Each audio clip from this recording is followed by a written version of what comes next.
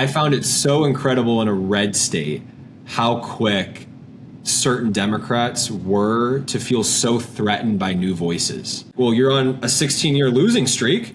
I can also see you like with the FIFA World Cup, like running through like soccer champion, like that. Somehow that makes sense, like visually to me too. Yeah, maybe it's visually. It's Pride Month, it's June, and I get a text from my dad, and he's at the Pride Festival in like St. Pete's, Florida, and he like sent me a group photo of him and all these drag queens. And I literally was oh my gosh. This is not real. So were you like a Vineyard Vines guy? Ralph Lauren. Okay, classier, of course. Yeah. The thing I will say about Catholics is they're actually much chiller than a lot of the BS we're seeing from like Christian nationalists today. Like I actually feel like I am more fond of the Catholic Church and Catholics in general because they just seem way more level-headed, loving, and like normal people than like whatever this weird Christian like psychosis is that's going on in our country. Well, if you ever did decide to make political content, I think we need some other people besides Aaron Parnas saying breaking news. I don't think anyone's ever said that before on this podcast in 4.5 years, so congrats, Luke. Oh my God. Hey everyone, I'm Mitchell, and welcome back to Let's Unpack That.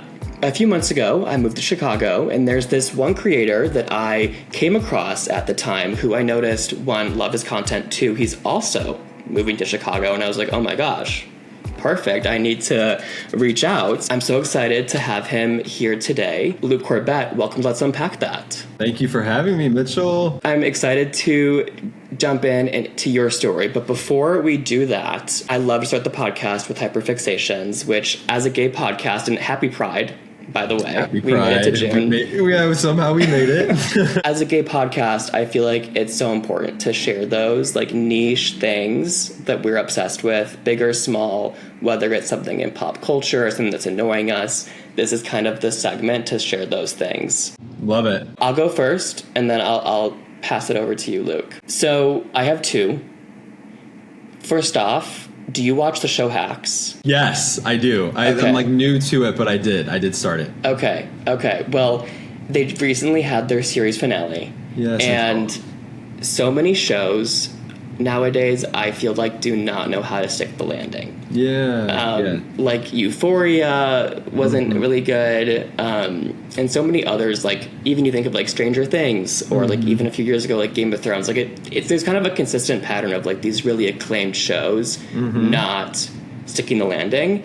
And since you're new to watching it, I won't say anything, but to anyone out there who has not watched Hacks, I've said it before on this podcast and I'll say it again. It is the most like fun girls and gays type show that'll have you crying 1 second and laughing the next.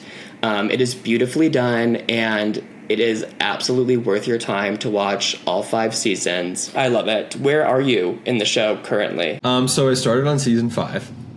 Okay. I just started with the last season. I don't know like why I started there, but it was on my TikTok all the time, and like the season finale, like it looked so emotional. I saw all these clips on my TikTok, and I was like, I really want to get into this. Started season 5, and it was just like, I don't know, really easy to like pick up. And it's a very light show. I think that's why I like really gravitated toward it. It's like light, it's my type of humor, and the characters just have like really interesting characteristics about them.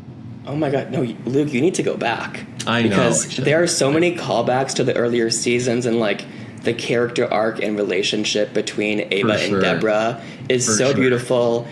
I don't know if you've like seen anything from season 4. I watched the season where she essentially where she quits her late night show. Yes, that's where I started. Yes. Okay, so you watched a little bit of season 4. Okay, because I thought like that episode had me sobbing, like when she did that, and something about like the orchestrations in that show, like the cinematography, it's so beautiful, and it like breaks my heart that we won't have more of the show because it's truly been like such a banger every single season. For sure. Well, I'll have to like really start it from season 1 then. Yeah. No, Jean Smart's won the Emmy for Best Actress every single season. I know. She's incredible. Yeah. She's incredible for sure. The other hyperfixation I have, and I think this is more of like a theme recently, is, well, overall, I love to see women win. I love seeing women get revenge and like overcome a straight man that was holding them back and get their flowers. I'm and this is going to be a little bit behind, but I guess it's still current, but I'm loving the Sierra Miller renaissance that we're experiencing. Some of you may be familiar if you watch Summer House, that whole scandal, the backstabbing, which has now led to Sierra like having a new brand deal every single day. She was cast on Dancing with the Stars for this fall. She's going to Fiji in a few weeks to co-host Love Island. Like, she is in her bag. The glow up when you let a man go who just drains your energy, though, is real.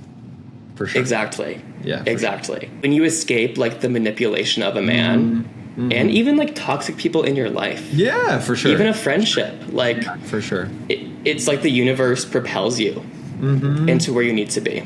Love that. Well, Luke, what is your hyperfixation? I have a few. We'll start with, like, comfort. Right now, I'm just, like, really into linen.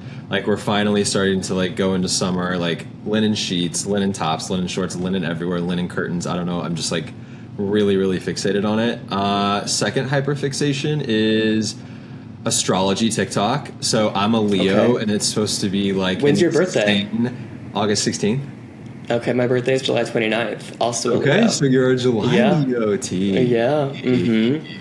So I don't know if you know this, but, like...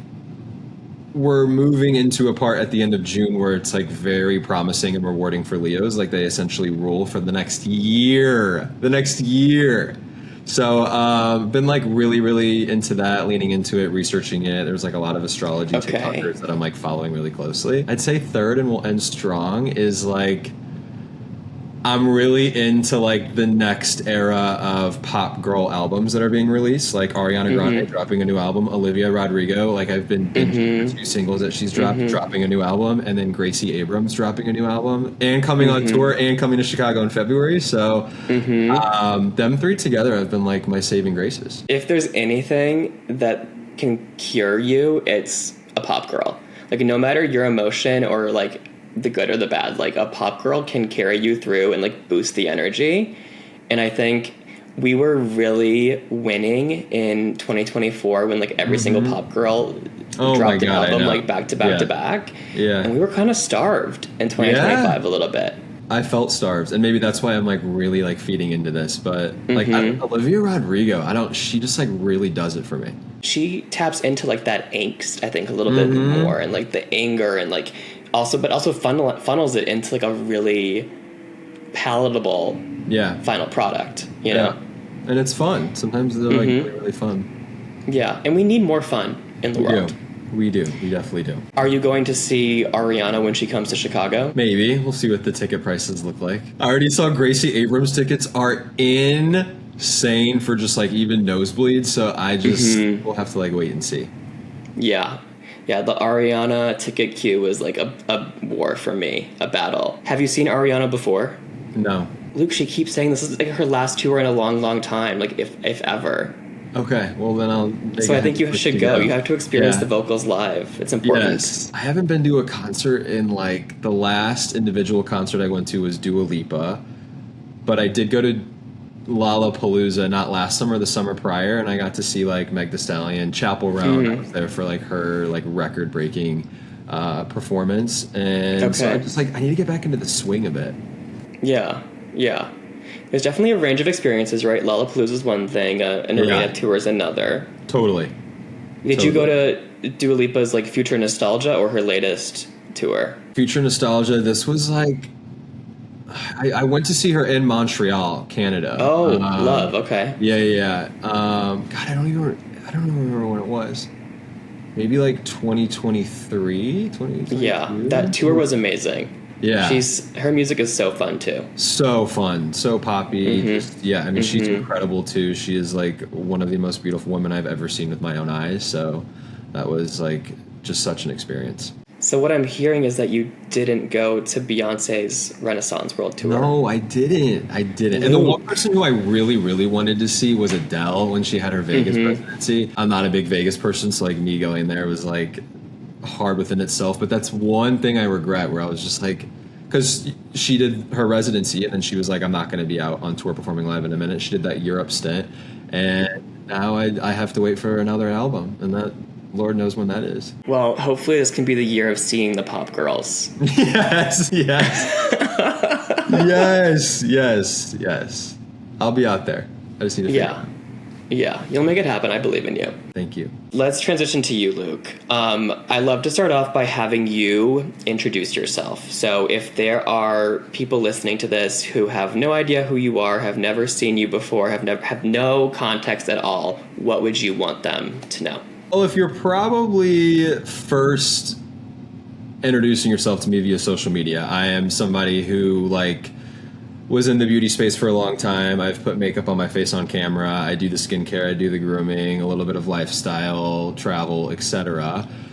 Prior to that, or outside of that, me becoming an influencer or content creator was never really a plan. It was something that kind of happened just by posting, kind of through accident. Before that, I was born and raised in St. Louis, Missouri. Came from a super big family. Politics was always my jam. It was, my interest. It made my world go round.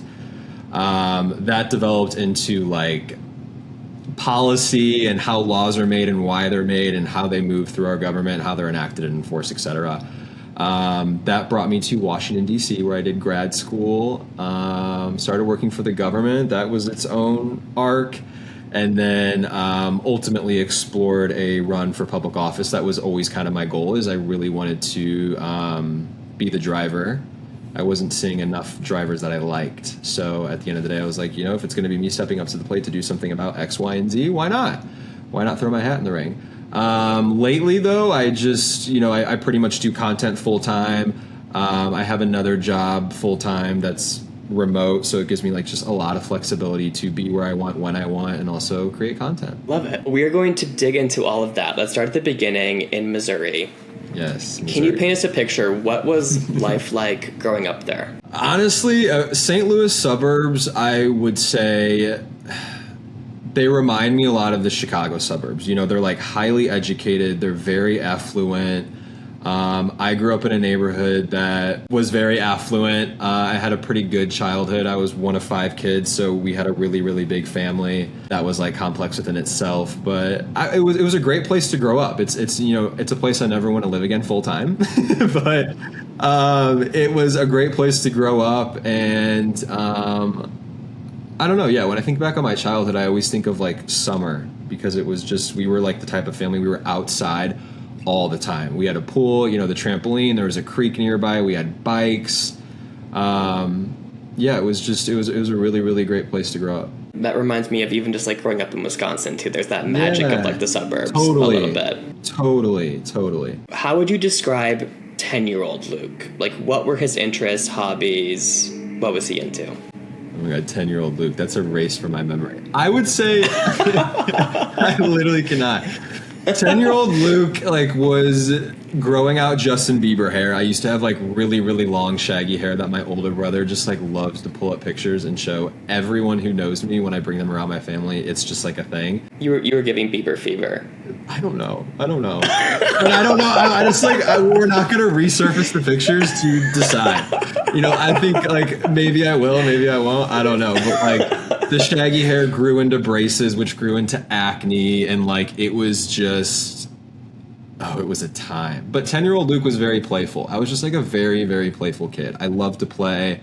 I loved to make sure that there was always a group of people around and everybody was having fun and playful. And I guess it came with I grew up with 4 other siblings, and I'm number 4. So I'm toward the bottom, but I always kind of viewed my role in the family as the lighthearted, silly, goofy one that could make people laugh and kind of bring people together. Are there any interests or hobbies that you had that come to mind? Were you playing sports, or were you the music, art kid, or what were your activities like? All of it. If there's one other thing I loved about my childhood is my parents, they loved their kids. They always wanted us to explore our interests. They always left it up to us. They always were just such supporters in any, avenue that we wanted to explore. We were a soccer family. I played soccer up till college. I think I started when I was 6. God, what else? I was in grade school, maybe 7th and 8th grade. I was enrolled at an acting school because I really wanted, for a minute was I think I want to be an actor. I want to pursue acting, which is so, I feel if I were to say that now to even my closest friends, they'd be I could never see that in a million years. But why can't I see it though? I don't know. I don't know if I could do it. It is like, I loved it. Like, I loved taking the classes. There were like camps involved. I loved the people that were doing them. Like, I got really close with them. And then by the time I went to high school, like, just the academic demand was so intense on top of soccer. I don't know, I fell into this like autonomous way of thinking where you just kind of deal with what's in front of you. So like ultimately that had to go. But I also went to a school that had a really, really good theater program.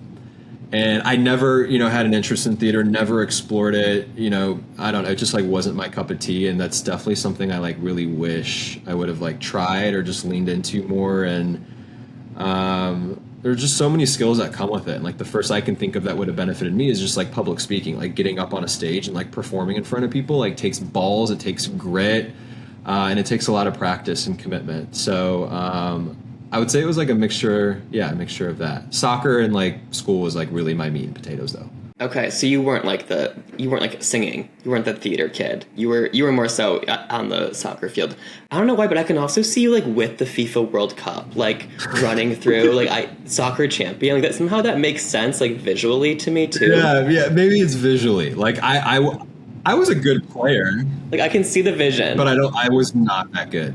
I was not like that good. My older brother, he was the one being recruited by like D1 schools. Like he got invited to like this Brazilian academy for soccer. Like he was a really, really good technical player. Okay. You tried your best to follow in his footsteps, continue his legacy. In those like small town suburbs, I mean, at least I experienced it in Wisconsin. I grew up in like the WOW counties, redder than red, right? Yeah. And there's a certain like, culture that comes with that, right? In terms of like politics. What was like the dynamics in your neighborhood when it comes to things like that? I mean, it was definitely red, but like not in the sense it was MAGA red. Like it was a very much like George Bush Republican era red, maybe even like super Mitt Romney when he was the nominee back in 2012. And like the default was you were Republican and you were conservative, but it was more value based. Like it wasn't really political. So when we would talk about, political issues, it was always from a place of like,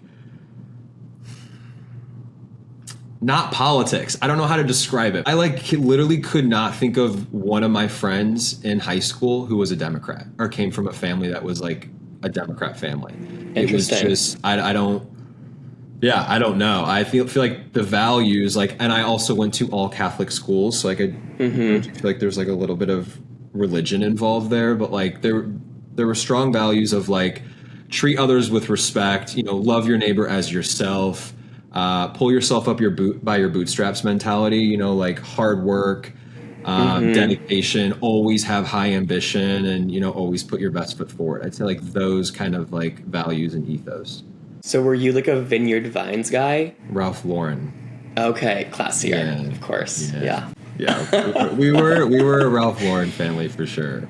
Okay, would you guys have like the matching fits for the holidays? No. Oh my God, no. And the only reason why we were a Ralph Lauren family was because the school, by the time we went to high school, we had it was a dress code. It wasn't a uniform. You just needed to be in a collared shirt and like chinos or khaki pants and like Sperry's. Like that was, so like we always just had like the Ralph Lauren, like polos with a pair of khaki pants and Sperry's. Okay, classic American dream right there. And my parents owned zero Ralph Lauren. Like it was just like literally it was by chance because like we had to have it. And then me and my brother were like really, really like into it and snotty about it, but not my parents. Do you think that like kind of unlocked your interest in like fashion and presenting yourself well? Yeah. No, I mean, now that you're asking that, there was like you're waking up at 6 a.m. every day to go to school, and you have to think about what am I wearing today? It has to look presentable. I have to like look like professional in a way or like put together. And I've been doing that since I was in kindergarten. So like, to your point, maybe it was just through practice where I developed this idea that you need to be well dressed. I'm imagining like little 6-year-old Luke in kindergarten with like head to toe Ralph Lauren. I know, and like some of those photos they're really cute. It's like very healing for my inner child. Oh, that's so cute.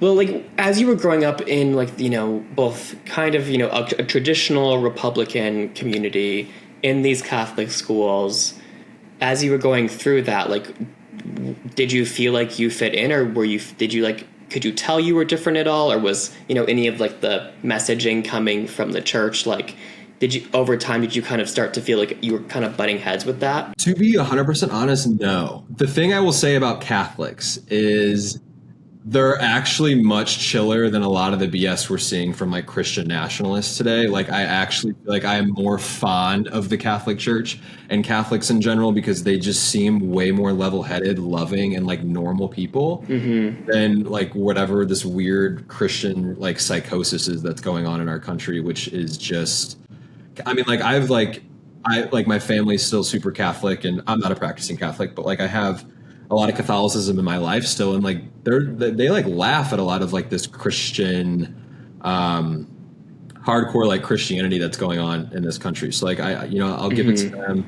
with that. On the political side, I would say no, but like that intensity also wasn't there at the time. Like this was before like there was a mutual respect in politics. If I like, of course, along the way, like I met liberal people and people that were Democrats, and it wasn't like I was like clutching my pearls and like, oh my God, you're a Democrat. Like, how could you ever be a Democrat? It was more so just like, oh my God, yeah, that's like super interesting. And, we would chat about like policy here and there and like kind of move on. But it wasn't something I feel like I ever really had to put a lot of thought into until like, of course, you and I talked about this too, Mitchell, where it's like you leave that ecosystem and you really kind of are out of body experience with it. Yeah, no, absolutely. And so many thoughts in terms of the, current religious state of the country. But like, I grew up like ELCA Lutheran and would like sing in the church choir and like be a worship leader and go to church camp every summer. And like, I loved that experience and I loved all the people that I interacted with. And so like, similarly to what you were kind of alluding to, like, I think as you grow up and you start to be exposed to some other viewpoints and other people. And as I started to, kind of interact with people that were gay and to see how the church treated them, it started to like kind of raise flags for me. For sure. But I'll always, have a lot of love and respect for that time in my life. I feel the same way. Yeah. And a mutual appreciation for it, kind of. As you got into like high school, what was that experience like? Like, were you starting to have interactions with difference at all, or was it still kind of very similar with your classmates in terms of views and the types of people you were interacting with? So I went to like an all boys college prep high school situation, and for anybody going right to like a fantasy thinking, it was not like that. There was nothing sexy or cute about it, I promise you. Were there any gay people there? There were a few. Yeah, there were a few. Like, and were they out or was it secret? They were out, and there was like they weren't bullied. Like there was no weird, like bad energy with it. Everybody just like really kept to their own, and it was a really respectful place. But for me, I was just like, by the time I was a freshman in high school, I was already thinking like I'm going to go to law school. So my focus was like making sure I have like a 4.0 GPA every semester. I'm doing as many extracurriculars as possible. Like I'm doing well in soccer. Like it was like that. I was a very, very involved high school kid. You were focused on like your long term versus like the short term, like party scene or like trying to date people. Yes. All of that. I had my party scene, believe me. Like especially like it is a rite of passage in St. Louis to just be this like degenerate partier in high school, and like that was a lot of fun, but like you also have to if you want to like work hard, play hard, it's like the same mentality. If you like want to do that, you also got to like work twice as hard at other things. In your wild child period, like were girls coming up to you and trying to flirt with you, or were you just keeping things platonic? No. Looking back on it, like I was definitely like a player. Like, I'd really, really like one girl and kind of like move on quickly to the next. And for any girl that's listening who I broke your heart in high school, I just want to apologize. It wasn't because of you. It was just because you weren't a man. Like, just plain and simple. Did you know that you didn't like girls when you were seeing these people? I just knew I had resistance to it, and like there was always people kind of questioning my sexuality in high school, like, like so and so wants to hook up with you, like why have you never done anything with them, or like, you could be doing all of this and you're not. Why aren't you? And I just like had weird escapism with that. Like those conversations and questions were so uncomfortable for me. You know, I'd always find a way to just like exit the conversation or like laugh it off and like, you know, pivot to something that we're not even talking to. So like there was clearly a lot of discomfort there. There was a lot of just like unknown. Like, I mean, I don't know if you can relate, but like it's like I don't really know what's going on in my body, and you're already like you're already externalizing my sexuality, and I don't even like know where that belongs. It's just like yeah, weird, uncomfortable, and just yeah, very odd. I was, you know, the weird theater choir kid, so I did not have, you know, girls throwing themselves at me. Consider yourself lucky. And I also was not, you know, head to toe Ralph Lauren. I was wearing very cringy Abercrombie and Fitch. That's such a good one, though. Yes, Abercrombie and Fitch. Maybe that was my gay awakening, was walking into one of those stores. Ooh, yeah. But going through that and, like, you know, having people kind of trying to force your sexuality on you or to put you in to be like, oh, you're this or oh, you're that. And as you kind of worked through that, how do you think that kind of shaped you? And what, you know, how you viewed yourself and what you wanted to do moving forward? God, what a good introspective question. I actually feel like it made me have more resistance to exploring it.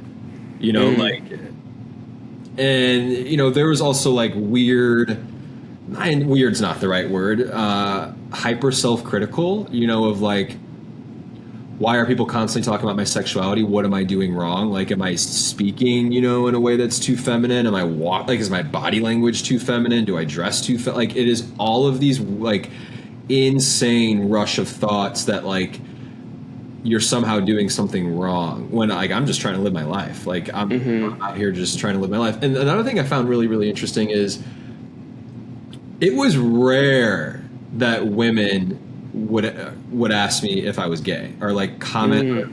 It was always a guy, you know, like trying to get under the hood of my sexuality. So as you got closer to graduating, you said that you wanted to be a lawyer. Yeah. Was like law school the plan, or did you want to do something before that to work towards it?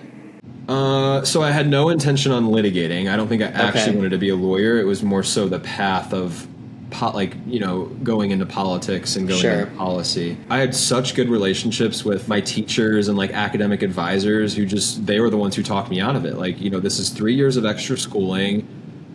You know, my parents weren't going to pay for law school. It's like a 6-figure check. They paid for my undergrad. They were like, you're done, Luke. Good luck. Like, feed the wolves. You know, like looking back on it, I just could not imagine carrying that six figures of student loan debt while you're making, you know, probably good money if you're going into corporate law, but if you're in the public service track, I mean, yeah, good luck. Good luck. Yeah. Yeah. Well, you ended up going to Maryville University of St. Louis. You came out your freshman year of college. What led to that? If you had been in this place in high school where you were so like kind of suppressing it or you weren't wanting to explore it, what then got you to the place of being comfortable to, you know, fully accept that and tell people too? Yeah, my hormones. You know, yeah, my hormones for sure.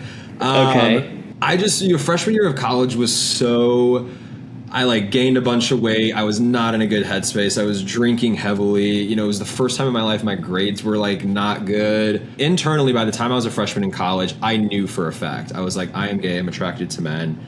I don't know what I'm gonna do about this. And I think that's where the depression was. And then of course you like have escapism with that through drinking, partying, like eating, like just all kinds of like really nasty, unhealthy behaviors. My youngest sibling at the time was also gay, who later transitioned, is now like my younger sister. And, oh, cool. Okay. He was the first person at the time I told. And that was a really positive emotional experience. Like it just like I was and I like I'm not a crier. It was just like sobbing. And you know, I always say, you know, coming out is a really big deal, and the first person you tell is probably the biggest deal because it kind of sets the tone for, oh, who's the next person you're going to tell? And like, what does that look like? Are you comfortable doing it? Do you have confidence? Are you, you know, are you like burying it? And that was just like, I just felt like the flood doors like opened. And, you know, I told my best friends and it was the same reaction. And then I told my brother and my sisters and my mom. So a mother's intuition never lies, because she like approached me about it. I'll never forget this either. We had this really special moment where like I was just in my room before my friends were coming over, and she was like, "Can I come in?" I was like, "Yeah." And she's like sitting on my bed, and she was like, "I just want you to know I know something about you, and I just want you to know that it's okay. And you're just as beautiful to me today as you were yesterday. And whenever you're ready to have that conversation, I'm here for it." So like internally, when she was saying this, Mitchell, I was dying, like emotionally dying in a good way, you know. But externally, I was like, you know, get the fuck out of my room. Like I don't know what you're talking about. Like you're making things up in your head, you know. But that was, you know, like those moments I will just and I'm just so grateful to come from that family and to come from parents who were like that and who treated me like that, because they set the tone on everything, on like even the person who I grew into, how I became me. It is such a domino effect. That's amazing to have. It's like almost like it feels like you had like a little like Love Simon family a little bit, with like the mom being so supportive. For sure. Like even so supportive. My parents got to the point where they were starting to split time down in Florida, and like this was like 5 years ago. It's Pride Month. It's June, and I get a text from my dad, and he's at the Pride Festival in like St. Pete's, Florida, and he like sent me a group photo of him and all these drag queens, and I literally was, oh my gosh, this is not real. I was like, this is just like literally not real. They're just such lovers. I came from just like really like loving family. Going back to your college experience, like, so you come out your freshman year, how does that kind of change then the trajectory of your college experience? What does it look like after you do that? I'd say it got better and it got lighter. My undergrad, you know, journey was such a mess. You know, I was initially going to go to the University of Arkansas, and then I abruptly left and did 1 year at SLU, and then I transferred to Maryville, and then I did a semester program undergrad in GW. And then after that, I was, you know, really close to actually transferring to Boston for a school there, and it just didn't work out, and I, you know, ended up going back to St. Louis. You know, for me, college unfolded when I met my first ex-boyfriend. We met at Mizzou homecoming. Wow! And it was we met in a really cute way, and it was that first like really innocent, you know, love for one another, and the rest of my college years were spent with him and like my friends and my family, but it was so fun. We did a lot together, and it was a like very typical like young collegey, you know, gay relationship. So I was really fortunate and thankful for it. And I'm assuming that you were then in that relationship when you interned in DC. Oh my God, no. My first internship when I was a sophomore in college, no, we were not. Okay. This was like years toward the end, junior, senior year. Okay. Well, guys, I tried my best. We're going to go backwards. So you were in DC, because I want to try to parallel path, you know, your journey, both politically and education-wise and gay-wise. Yeah. So how did you get that opportunity, and what was it like? This was right on the cusp of the 2016 presidential election. GW was doing a unique program for undergraduate students who wanted to come to DC, work on a presidential campaign while still being enrolled in school. Okay, so I applied for this program, got accepted. My parents were like, you're moving to DC, go. So I went. When I was there, you also had to secure an internship. And you know, I was like, I'm going to do the internship on Capitol Hill with like my local member of Congress. That was Missouri's 2nd congressional district. And I interned in her office. Like, if I'm being honest, it was just like really boring and really uneventful. Like it was awesome to be there, like, especially that young and being at the front and center. But like the work is not glamorous. Like you know, like you're doing a lot of constituent work on days where it's slow. It's really boring. And then, you know, for a month, they sent you up to New Hampshire, which is the first primary state, to be, you know, it's retail politics. You know, you go door to door, you knock, you sign up to work on a presidential campaign, and you campaign your ass off for a month, and then the primary happens, and then you go back down to DC. So it was like a full semester. I was there for all of that. Wow. What an experience, especially that election. Totally. And this was, Trump's first time running. So it was like the first time I was, exposed to him and that world and how it was integrating into politics. Nobody took Trump seriously. Like, when we went up to New Hampshire, there was one kid out of the whole class who signed up for the Trump campaign, and he was like the outsider. Like, people thought, like, oh, this dude's weird. Like, there was a mockery of it. I was on Carly Fiorina's campaign. She was like the former Hewlett Packard CEO. She seems smart and put together. Yeah, and she left the Republican Party, and she ended up endorsing Joe Biden in 2020. And Republicans look at her with such disdain now. Like, it's just incredible how these like lifelong, super Republican conservative value people are now just like, not even like worth their time. I always carried this, like fiscally conservative, socially liberal mentality. I always was super soft. I mean, I was gay, like I was always super soft on social issues, even like abortion, healthcare was an issue that me and my family, I think, like leaned super liberal on, because like who would ever want to be denied healthcare? Would never want that for other people. Immigration was another issue that, like I've started really, really softening on. It's like pretty much everything but like that fiscal, which is like such a misconception that like Republicans and conservative, I mean, we've been talking about trickle-down economics since Reagan was president, and I think it's time to give it up. It's clearly not worked. Yeah. Well, we can, you look at who's added more to the deficit over the years, and, that's a different conversation. Yeah. You have that internship, you're in college, you're having that experience, you have your boyfriend. When you're nearing the end of that college experience, do you know that, I want to go back to DC? Yes. And my ex-boyfriend at the time was living in Nashville. Okay. So I was starting to apply to grad school, and I added Vanderbilt to my list, which was a Nashville school. And I told my dad that, and he sat me down, and, I told you, my parents are such supporters. They would never tell me what to do, but he looked me dead in the face and he's like, you're not moving to Nashville. You're not going to Vanderbilt. You're not going to do this for, did the whole like boyfriend talk. You're not going to throw away your life away for some boyfriend. And I listened to him, and, the breaking up, but like, we were growing into two different people. It was just such a young love. So, I mean, if it weren't for like that sort of steering, I probably would have tried to, really, really aim to make Nashville work, unfortunately. But you ended up in DC. Yeah. Got into grad school, enrolled, secured an internship, turned into a job, did the night classes. That was like 2 years. Okay. 2 years of grad school, and then, yeah. And how was it working in that setting during the Trump administration? I mean, every day was interesting. I can't think of one boring day I had. I was in the Senate, started as an intern, and like when you're an intern, you just do really like constituent work, administrative tasks. You give tours throughout the Capitol. That was like actually my favorite part, is families of your member of Congress would come in and you could show them around the Capitol and do the tours, and you had to know a lot of information and know a lot about history. There'd be times where a policy staffer would come in and they're like, I need 3 pages on this issue by blah, blah, blah. Who wants it? You'd fight for it to do it, because that's how you, build resume experience.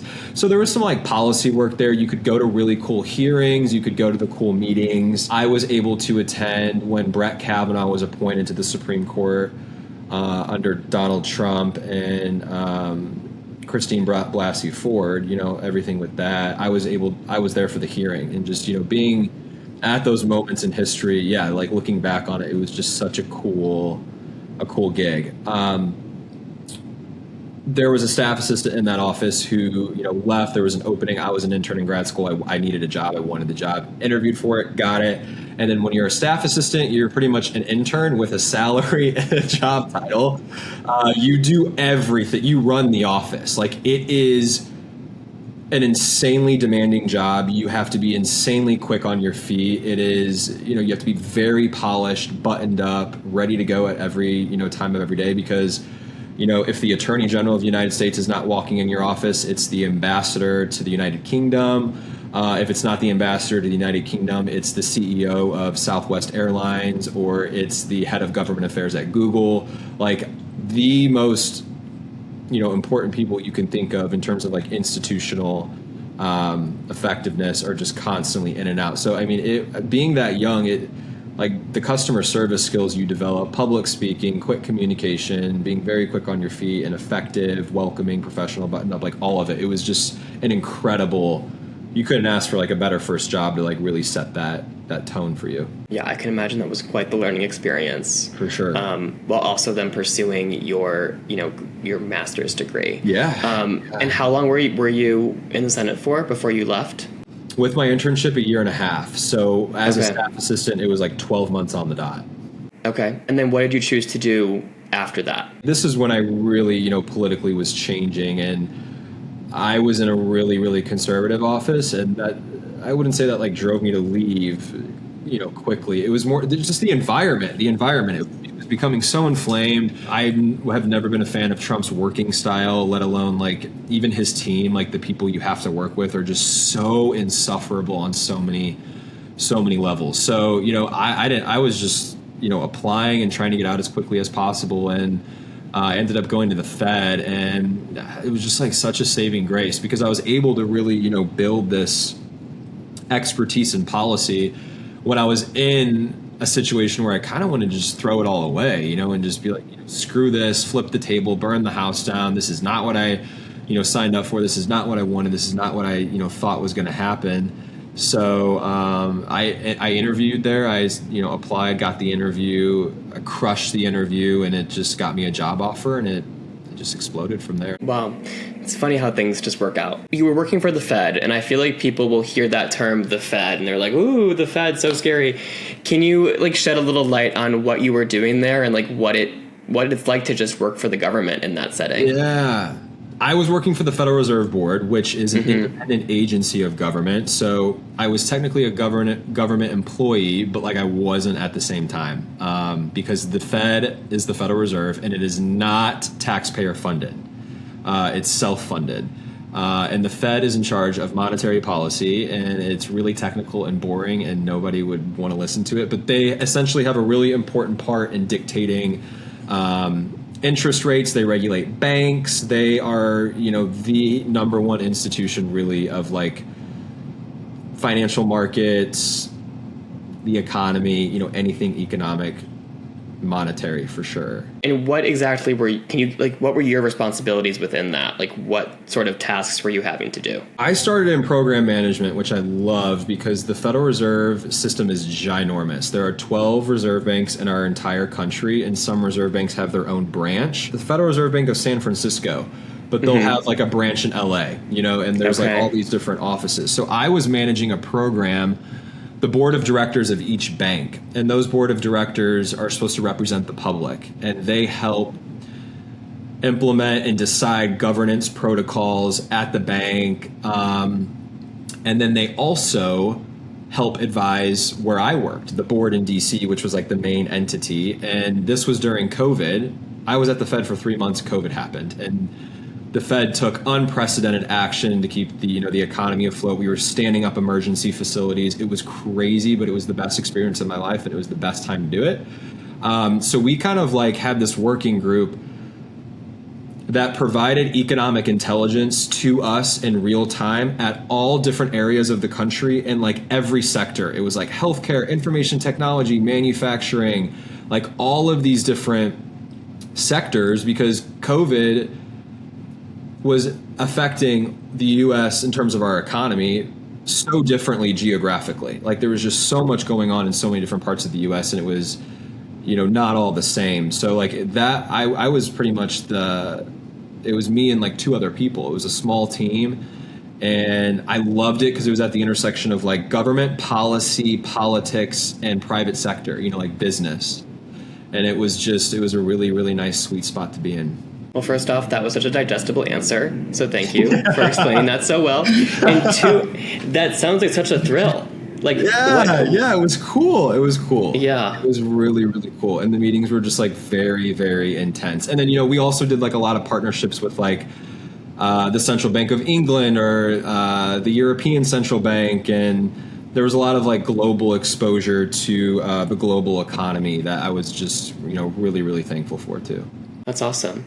Well, Luke, maybe you should break down some of these things for people on TikTok, because I think you're able to break them down really well. And but it's hard to like understand these things, you know, right? Like people will be like, "Oh, Fed Reserve Chair Powell," and it's like, okay, well, what is that? Who does that do? What is that? What do they do? Why is that important? And I mean, that shows the gravity of it, right? And the impact that it has. It's more than just lowering interest rates.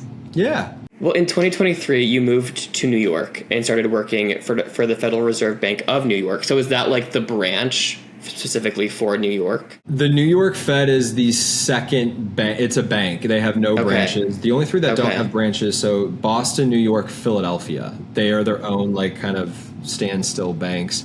The New York Bank, I'd say, is arguably the most important because they are the operational arm to where I came from. So, you know, where I came from in DC, they set, hey, what are we doing? Why are we doing it? And then the New York Bank goes out and does it. Okay, got it. So but when you got there, was your job different? Yeah, I joined this, it's called the Markets Group, and they, you know, are the ones doing, it was just like such a technical, massive learning curve, but like in the best way. Like the technical expertise of people that work there is insane. You know, like how some of their brains work, I still to this day just have no idea. The brightest people I think I've ever met in my life. So it's very like, you know, economic driven. There's a lot of people with like PhDs in like mathematics and economics and very technical. My job was kind of what I was talking about with program management. I was managing like work streams and people that were involved in those work streams. So I had to know that the technical expertise behind it, but you know, it's not like I really had to understand everything, you know, to its core nitty gritty, because my job was really just to make sure work was getting accomplished by the time we said it was, and making sure the correct people, you know, were doing it. So again, really high visibility, high exposure, you know, you got super close with really high senior leaders in government and, you know, in the Federal Reserve System. And yeah, it was great. I bet. It sounds like some really great professional experiences. Totally. But to pivot back to personal life. So you were living in DC for a bit and then moving to New York. How do you feel like the gay communities differ between those two cities? Oh, so well said. When I moved to DC, it was like my first time being like a single gay guy and being out, you know, so like I was way more involved in the scene and the community and, you know, the gay bar. How old were you when you were there? 23. Yeah, it makes sense for you to be hitting the bars. Yeah, right? Yeah. Like doing the whole thing. Like I had, you know, all of my friends were gay men at the time. I'd say, you know, I met my second ex-boyfriend in DC. So that was a year into DC. So by the time we started dating, you know, I was kind of like outgrowing some friend groups. Did he have like any like cool job title in DC? Like was he like working in the Pentagon or something? He kind of did what I did, but in like the public health space. Got it. Okay. I thought you were maybe like going to be dating like a CIA spy agent or something like that. Like definitely still government related, Sure, okay. But no, it was not. Unfortunately, it was not that. Okay. You know, New York, I was still dating. We dated for, you know, like 5 years. I was still dating him, so I wasn't really like. You managed long distance between the two cities? So we were together 4.5 years in DC. Okay. Yeah, and just eventually the distance just like eroded. Sure. Just so much. And like DC, New York, I'm not a long distance person, and you know, it was for the best. I don't have like a super high like experience in the gay community in New York, but I dated around in New York a lot, because by the time we broke up, it was in my early stages. So, you know, like I did the month of like, or I think I like 3 months, I was just like, you know, focusing on myself, building like up an appetite to date again, and was like, you know what, I'm gonna go see what's out there. And it was a very positive experience. New York definitely feels like more elevated. Like I felt like the gay men there were serious, had their shit together, were dateable, you know, like Sure.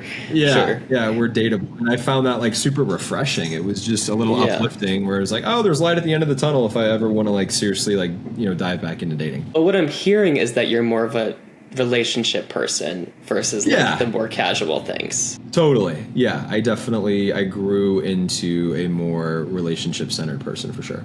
The more meaningful interactions. Yes. That's something that I completely like align with. Like, it's not I've never had a boyfriend, but like just people, it's really a challenge sometimes to find people in the gay community that like are even wanting to have something more intentional and meaningful, even if that's just a friendship, you know, versus something messy that is like a friends with benefits weird dynamic. Yeah, I feel like there's a lot of people who talk a big game, you know, like I'm ready for a relationship, I want a relationship, and like I've been there where I've really felt like I was in a headspace to date, and I ended up not being. But there's also like that you have to deal with too, which is not fun.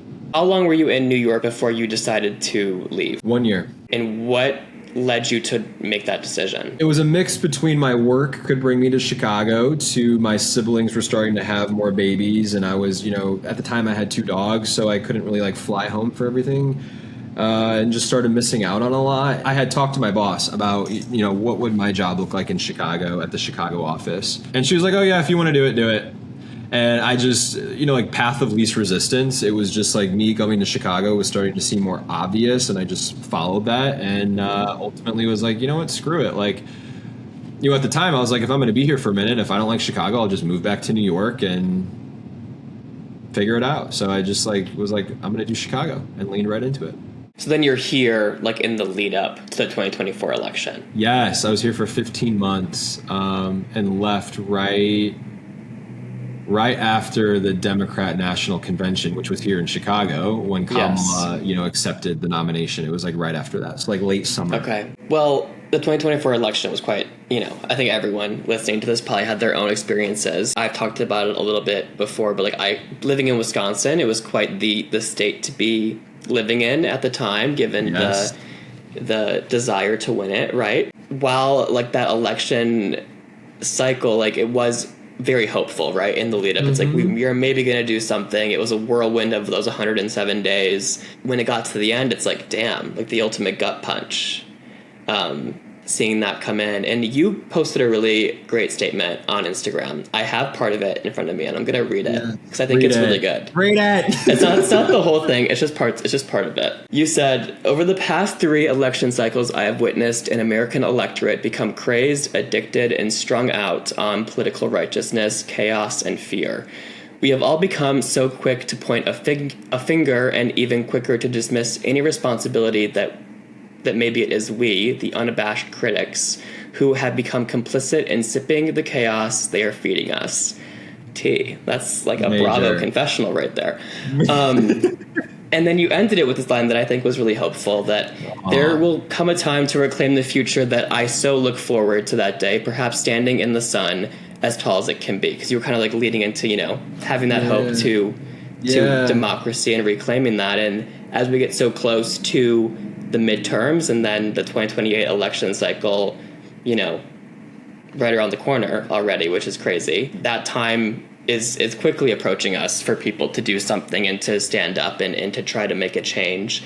And I don't know about you, and maybe we can talk about this later, but I already kind of feel like that shift in the air a little bit of people who were maybe a little bit disillusioned or bought what Trump was selling in 2024 have started to realize maybe that wasn't something, or they regret making that decision. Totally.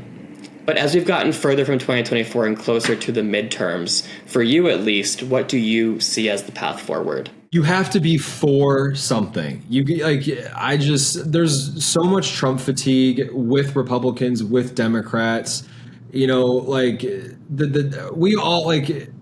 I don't we know we don't like Trump. And we know a lot of what's going on is messed up and screwed up. And I feel like that's why Mamdani in New York was so successful. Like, you have these really interesting, unique people who are stepping up to the plate, and not really from a place of ego. It's from a place of like cause and movement and, like pissed off. Like, you're right. This system is rigged. And like, I want to do something about it. These corporations are tipping the scale. I want to do something about it. You have to be for something. That cannot be like negotiable.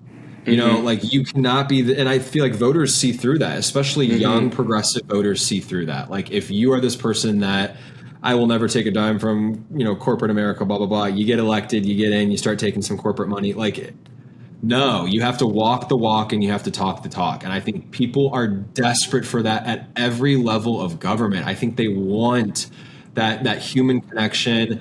They want that person who, hey, you're right. This is so screwed up. I cannot believe we've been operating this long. Let's go do something about it. And, building a it's, you can't, it's not a one man job or a one woman job. It's a coalition building thing, building teams together, building movements together to come together and really tackle complex and quite complicated policy issues. Mm-hmm. As we're looking to the 2028 election, are there any candidates so far that are jumping out to you as people that you think will be interesting to keep tabs on? There's so much talk that, this is the second time we've nominated a woman and we can't get a woman elected. We need to go with a man. I'm not buying that. And I reject everything about that. I really, really want a woman to run for president. In a perfect world, if it was solely up to me, I love Gretchen Whitmer, the governor of Michigan. She's done a fantastic job as being the chief executive of that state. Her social policy is just so refreshing. And she has this unique style to her where she's so laid back in how she communicates. And I find that refreshing. She's not this super well put together politician. She's quirky. She's fun. She's somebody she goes to breweries and has these town halls and with a beer. I don't know if she'll actually run for president, but she is someone I am continuously watching. And I definitely think we need a governor. We need somebody with an executive skill set and mindset, because as governor, your job is to build effective teams to manage the state. And post Trump, we so many institutions have crumbled. There's a state of rebuilding and not what it was. It's into something entirely new. And this leads me to the other point.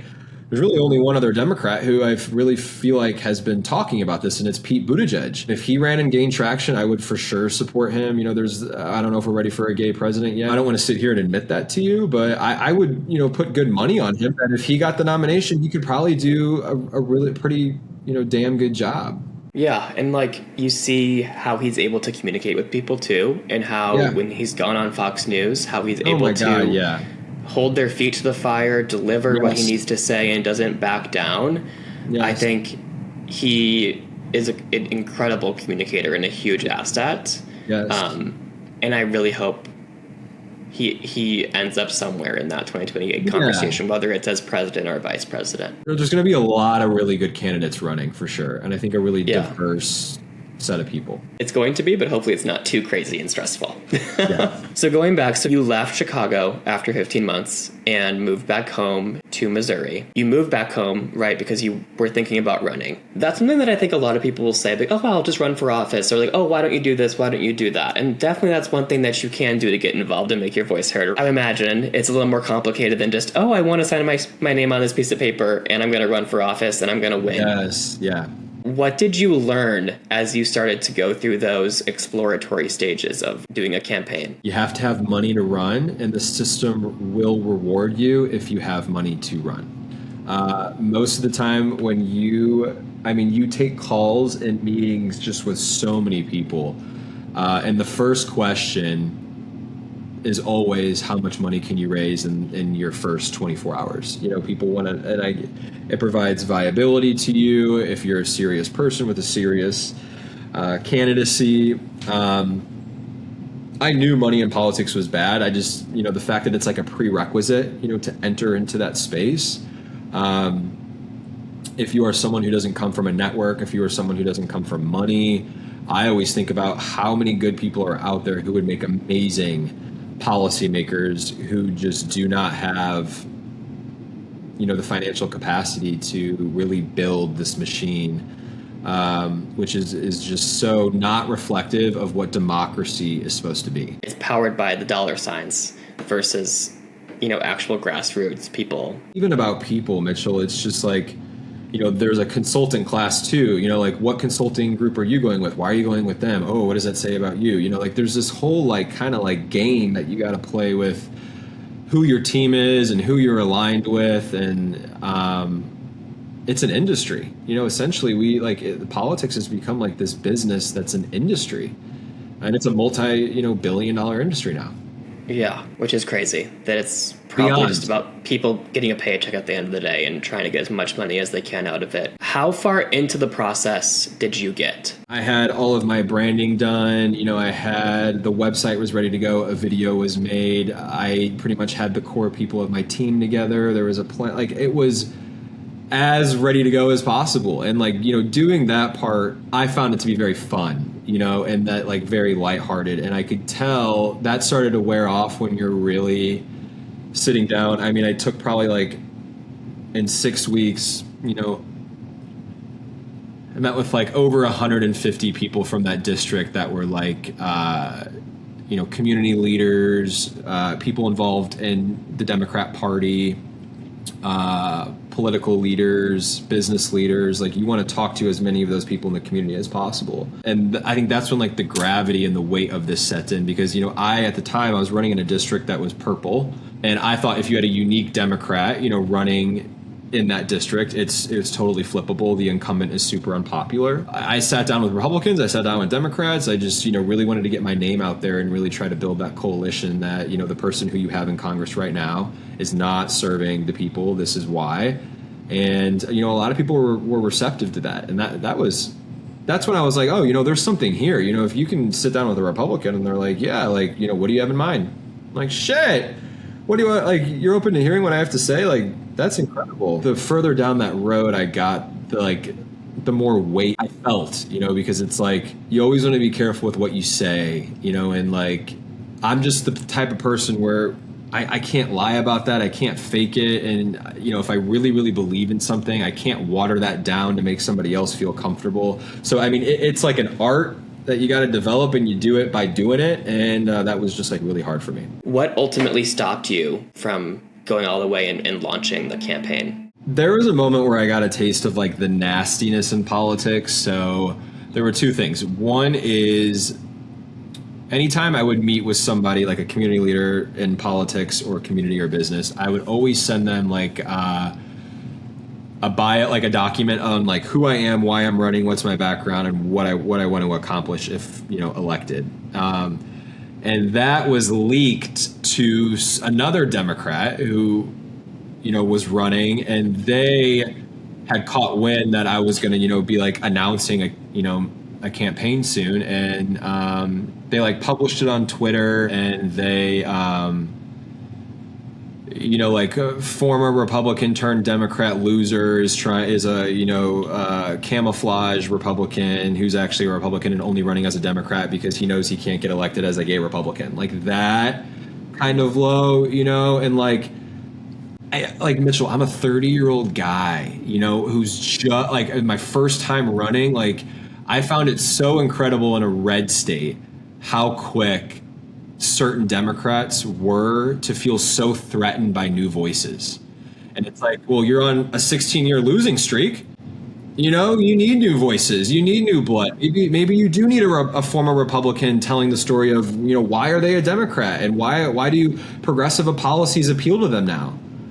That was just, and to do it, I always knew that was going to be an issue and a hurdle for me, but to do it in a way where I couldn't do it, on my own time, or, do it how I wanted, was just so beyond shady. And to this day, I have no idea who sent it to who to leak it. But that within itself, just the backdoor playing. Yeah, it is just, it's nasty. And, ultimately, I don't think it would have done anything in terms of how the campaign would have done. But, personally, it was just damn, is this where we are? And then it was 2 weeks after that, our governor announced, we're picking up the call from President Trump and we're redrawing our districts, mid-cycle to make room for another Republican district. So the district I was running in was Republican plus 4, and they redrew it to Republican plus 11 or 16. I mean, and so, I took about a month, I paused everything, and you're asking people for money. You're trying to raise so much money. So I was not about to go out there and raise all this money, and for something that was just completely unwinnable. I wanted to do it if I really, really thought and knew that I had a shot at doing this, and just, there was none. I don't see how any Democrat could win in those parts of Missouri. Well, it's heartbreaking to hear that before the redistricting that Democrats treated the thought of your candidacy that way, when I think really the way to in the ideal world, let's say that you were going to run and you still could with a chance, that like you have a unique experience in your back pocket. You have the background of, you grew up in a very Republican area with a Republican family, and you understand those OG Republicans that you would need to engage with, and you know how to talk to them. Right. That I feel like that skill set would make you an incredible candidate, while also having that more, modern perspective. And there were a lot of people that I thought had, were really interested in me and, what I had to offer and what I wanted to do, and were very supportive. But, there was a group that, and I think it was their way of dissuading people of entering to keep it less competitive. But I mean, no one's story is better than anyone else's story. I think, more voices are good. Like, options and choices is a healthy democracy. When you don't have choice or options in a democracy, that to me is a pretty unhealthy democracy. Like, because we vote, we get to pick. That's that's why elections are so important. I think as a young person, there's like a need to, like, what can I do? How can I try to get involved? How can I push through this? But it feels, as more and more time goes by and the Democratic Party seems to continue to, like, kind of trip over themselves a little bit, there feels like there's a hesitancy, as you were kind of saying, to let new voices in for whatever reason. It's like, if you aren't going to freshen something up or change it up a little bit, how are you going to not keep continuing this endless cycle of the same thing over and over and over again? Yeah, I completely agree. I mean, I'm a big, like, term limits guy. I think that would be a great thing to have, because you would have to have turnover. Yeah. Well, and you were talking about Mamdani earlier, and I remember when he was running, so many Democratic leaders refused to endorse him because they were scared of what that would mean. It's like, you have to be bold. I think that's why people like AOC and those types of, candidates who use their social channels and they know how to engage with people. It makes a difference, even if maybe they're not perfect or what have you. It's the ability to be different, right? For sure. And I part of me wishes that you could have ran, because I'm sure it probably would have been a really, great thing for the people of Missouri. They missed out. They're a loss. I know, but like, looking back on it, Mitchell, it was just like the way everything was aligning. Like, it just, it didn't feel right. It wasn't the right thing. No, and you'll know. The signs will be really obvious. So, thankful for the experience, and who knows what the future holds. But as of now, it will not be politics. Well, you've now made your way back to Chicago. Yes. In your gorgeous apartment that you've been posting videos of, how you've been slowly, like, refreshing it and all of that. Yes. This is a very blue city. Obviously, Illinois has its own crazy political dynamics going on every day. Do you see yourself wanting to get engaged with politics at all here, or is that off the table for you right now? Probably through the lens of, like, a supporter or a voter. It's interesting because Chicago will have a mayoral election. Our mayor is up. Spring of 27. We have very odd off elections. And as a result of that, Chicago has, like, the lowest voter turnout of any, like, major, mayoral election. The number I had in my head when I went and looked, and it was lower than I had initially thought. So, I think, there's going to be a couple people running, I think. A lot of people have opinions about Brandon Johnson and maybe want somebody else in there, and I definitely think there'll be quite a few people running. So I'll take a good look at, who's running, and, get out there and campaign and just try to get people, if it's not for the guy or girl who, I'm going to vote for, just get off your ass and vote. Like, tune in and get into these issues. But I mean, this is like local politics, like, it's our city. It's right here. Yeah. Well, if you ever did decide to make political content, I think you can speak about things very well, Luke. Thank you. So I would put a bird in your ear to consider. I think you would do a really good job at it. Yes. I think I definitely plan to. Just we'll see how it unfolds. Yeah. I mean, even just how you explained the Fed stuff. I mean, if you could break down some other dynamics and stories. I think people would love that. We need some other people besides Aaron Parnas saying breaking news. You came back to Chicago. What makes this city special for you? Why did you want to come back here? Chicago is the first city where I felt like I had a choice of making it a home. You know, my career has always dictated where I lived. And when I was leaving St. Louis, you know, it was I was thinking about New York for a minute and exploring, but you know, I just had such a high quality of life here, and I have a really great support system here, and you know, the people that mean something to my life and that are important to me are in this city. So, and my family, you know, is just a 4-hour drive. It was just the best of both worlds. Well, it's an awesome city. Yes. And talking a little bit about your content, one, you have the best fits always. I'm like, how does he do this? It's amazing. It's not every day.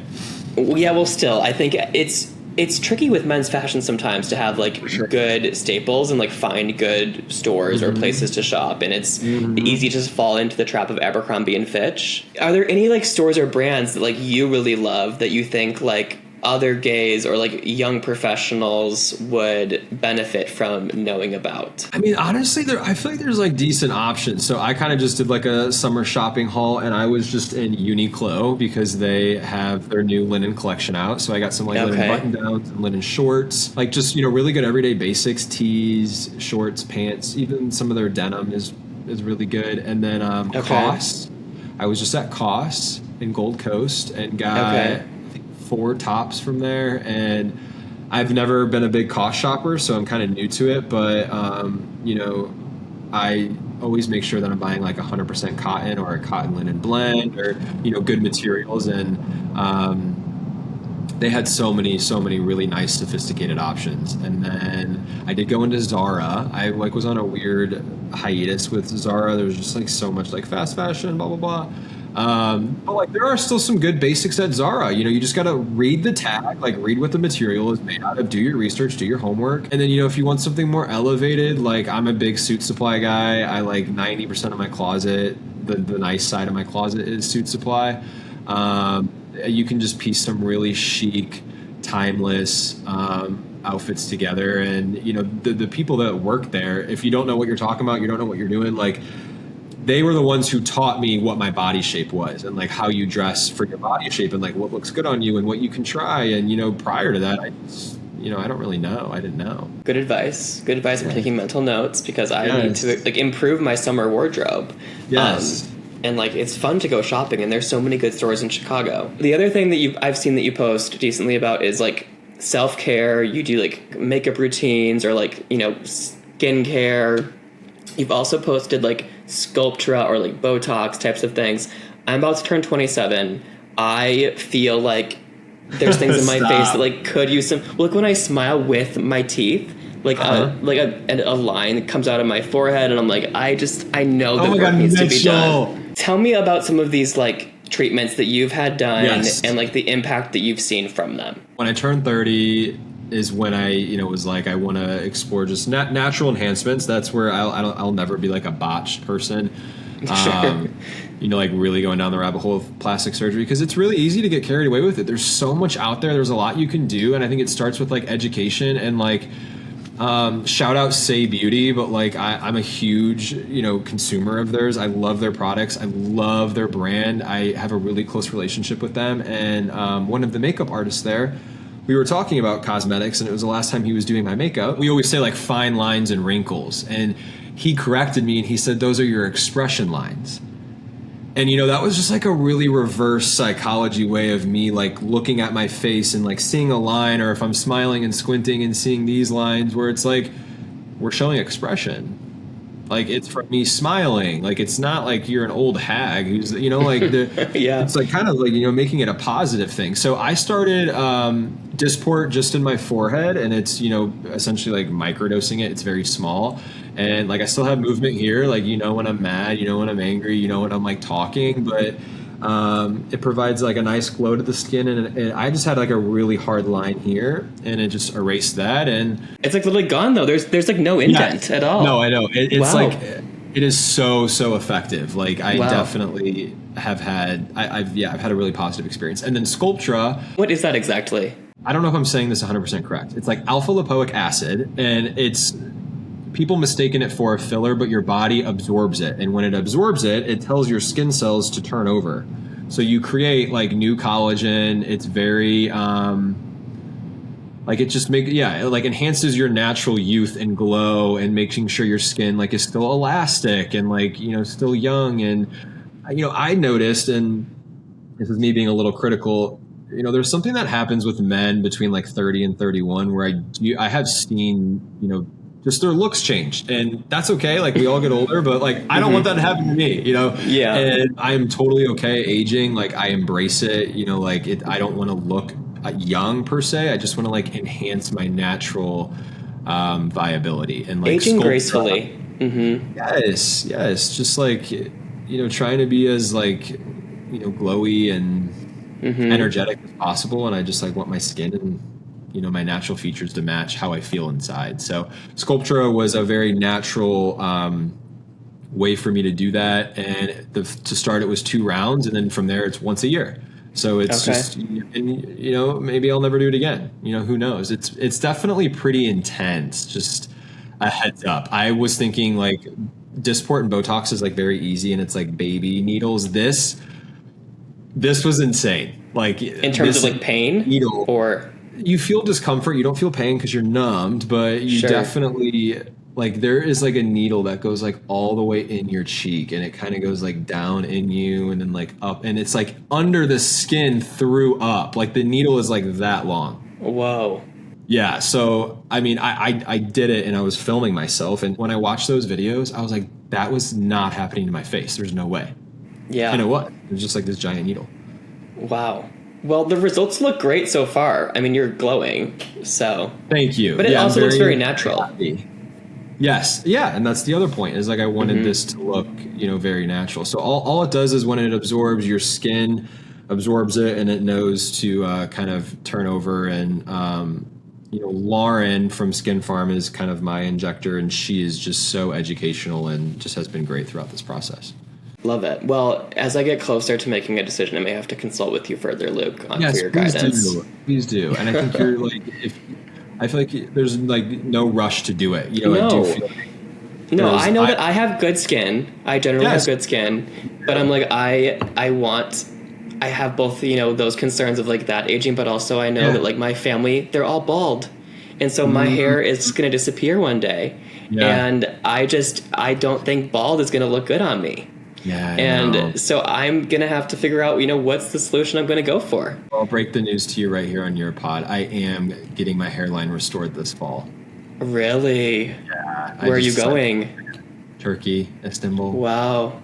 Yeah. So how does that work? Are you going to like buzz your hair? So mine is like super like minimal. It's like I'm essentially filling in the corners of my hairline. I have a natural widow's peak, which already gives me like just so much like a biological like advantage, I guess. So they're just filling in my hairline. They said I could keep it, and for a minute, like I guess your sides would be shaved and you could keep this. But I think I'm just gonna shave the whole thing. Wow. Serve. Okay. I had a buzz cut like all through high school, so I'm just like I've had it before, like I'll be fine. And then then it's all kind of growing out at the same time. I can really switch up like my hairstyle and just do crazy different things. Yeah. No, that'll be awesome. I'm excited for you. Me too. I am excited. I just like can't believe I'm actually doing it. But I've been thinking about it like you for a few years, and just do it. So do it. In Turkey, I mean, I'm sure it's hopefully more affordable to do it there versus somewhere in America. And like honestly, they are experts. Like they have really, really the expertise with hair transplants over there is just pretty state of the art. So I'm happy and I'm excited. Wow. Well, I'm excited for your journey, and after you get back, I may have to like make you get dinner with me so you can debrief me on the experience, because I know that that's a path that I'm very likely to be going down in my future. Yes. Well, this has been so fun, Luke. I love to end episodes when I have someone on for the first time with this question. So let's think back. You said you didn't really remember 10-year-old Luke, but just Luke in his childhood. You're wearing your Ralph Lauren school uniforms. Think about him. If you could give advice to that version of Luke, what would it be? Always go and trust your intuition. And if you cannot find that, you owe it to yourself to build it. Like if you don't have intuition or a good gut feeling, meaning like you don't really have a good read on who you are and what you're for, develop that. And when you develop that, just never turn your back on it. Like I can't think of one time where my intuition has led me wrong or down, a bad path. Just anything with decision making, becoming who you want to be, owning your shit, just like really stepping up to the plate and taking responsibility for your life. Like it was all intuition led for me, and I'm just really, really thankful for that. That's great advice. And I don't think anyone's ever said that before on this podcast. Period. In 4.5 years. So congrats, Luke. Oh my god. Develop your intuition and know who you are and what you stand for. Yes. I think if you don't have it, find it and build it. If you can't find it, build it. Well, again, Luke, thank you so much for doing this and being on the pod today. Do you want to give everyone your socials so they can follow you if they don't already? Yes, you can find me at luke.corbett on pretty much every channel. Then you guys can follow the podcast on Instagram at UnpackTHT and on TikTok at UnpackThatPod. I'll see you guys next time. Bye, everyone.